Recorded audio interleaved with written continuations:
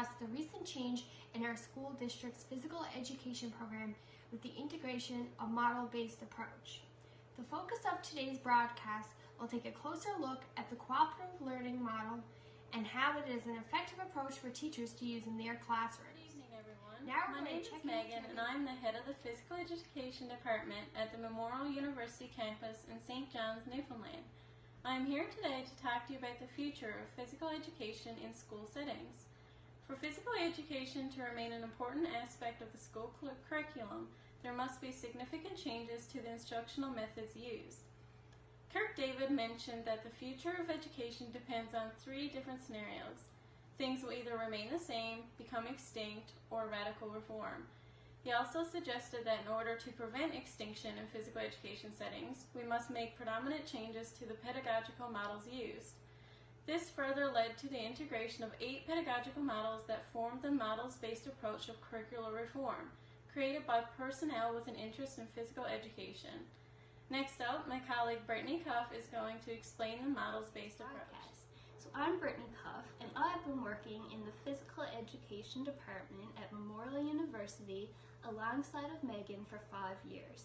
I will be talking about what models-based practice is and the positive aspects of using this approach in schools. So models-based practice focuses on student-centered learning across multiple learning domains, such as the affective, cognitive, and psychomotor.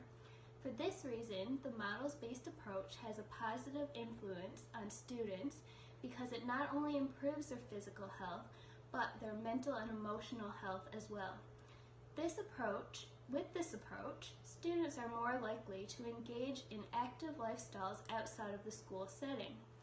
The models-based approach allows a teacher to consider and weigh several key factors before deciding which model to use in a unit. Each instructional model provides teachers and students with descriptions of expected behaviors, roles, decisions, and responsibilities. And they made some really good points about the future of physical education and the models-based approach. Teachers in our Eastern School District could definitely bring your knowledge into their classrooms. For today's news story, we are going to concentrate on the cooperative learning model. Cooperative learning is a pedagogical model for physical education that allows the teacher to cover a variety of learning outcomes. This teaching strategy focuses on student learning teams where a group of students work together to achieve a common goal. It is expected that all members take on specific roles to contribute to the learning process. According to Eileen Hilk, the major instructional goals for cooperative learning are 1. To foster academic cooperation among the students, 2. To encourage positive group relationships, 3. Develop students' self-esteem, and finally, to enhance the academic achievement. To successfully implement a cooperative learning model in your classroom, there are 5 key elements we are going to discuss throughout the rest of today's broadcast. The first essential element of the cooperative learning model is positive independence.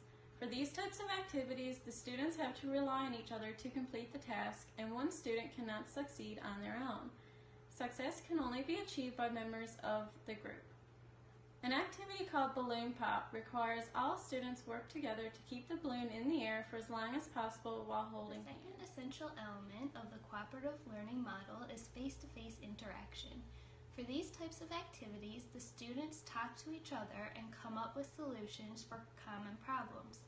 They identify their goals and help each other learn. After students complete the balloon pop activity that Megan previously discussed, we will have the students come toe-to-toe and discuss strategies for completing the balloon pop activity. The third essential element of the cooperative learning model is personal responsibility. This is when students are responsible for their own physical improvement, for completing their duties while learning something new in the process.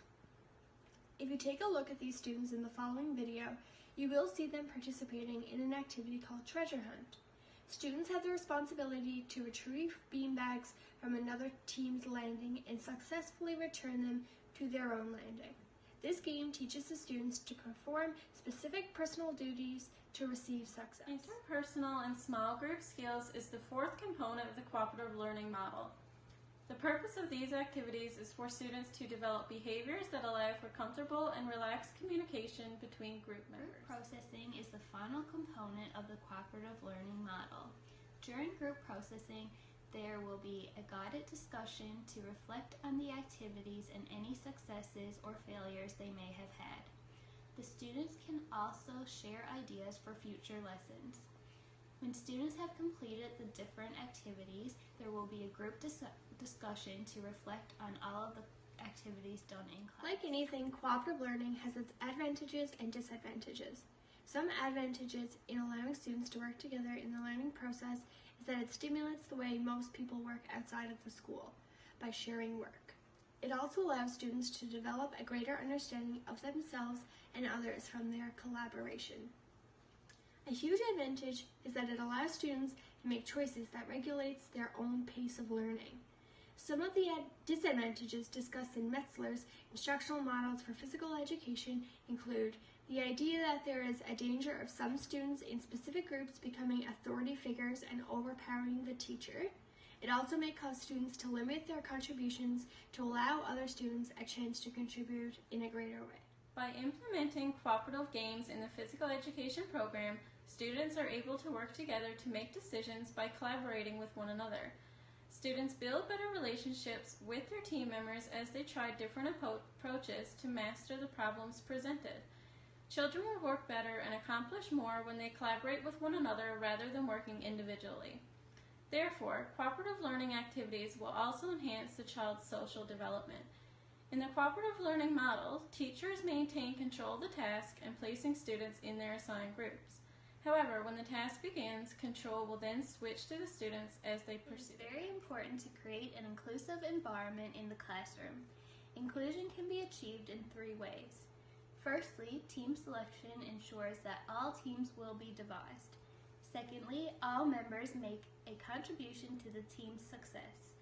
Lastly, the team is more likely to have success if it takes advantage of each member's unique abilities.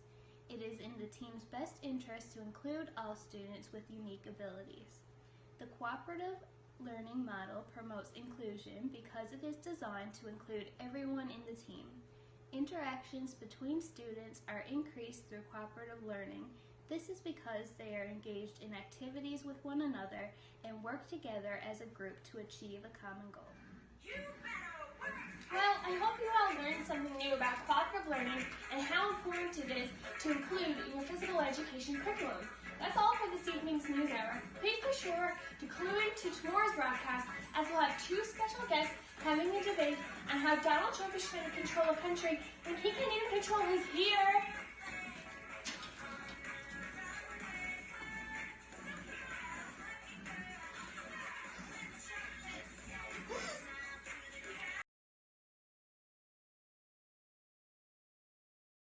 Hi, I'm Joni Marie.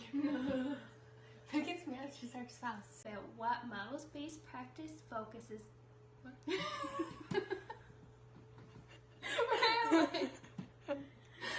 Oh my god, you're shaking like a leaf. And we'll have 2 special guests having a debate on how Donald Trump is trying to control a country when he can't even control his hair.